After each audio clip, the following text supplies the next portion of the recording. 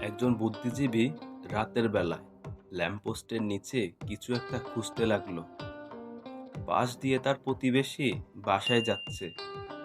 তো ওই বুদ্ধিজীবীকে কিছু খুঁজতে দেখে তার প্রতিবেশী জিজ্ঞেস করলো, আপনি এখানে কি খুঁজছেন? বুদ্ধিজীবী বলল, আমার বাসার চাবিটা না হারিয়ে ফেলছি, সেটা খুঁজতেছি। তো প্রতিবেশী জিজ্ঞেস করলো, কোথায় হারিয়েছেন? বুদ্ধিজীবী বলল, আমার বাসার সামনে হারিয়েছি।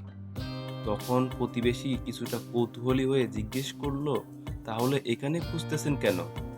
তখন বুদ্ধিজীবী বলল, আমার বাসার সামনে কারেন্ট নেই, তাই এখানে খুঁজতেছি।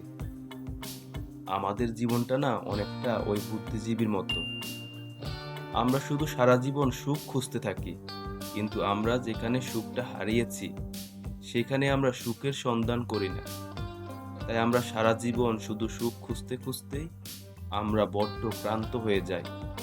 দিন শেষে আমরা দুঃখ নিয়ে মৃত্যুবরণ করি, আর নিজেকে একজন দুঃখী মানুষ হিসাবেই পৃথিবীতে আবিষ্কার করি।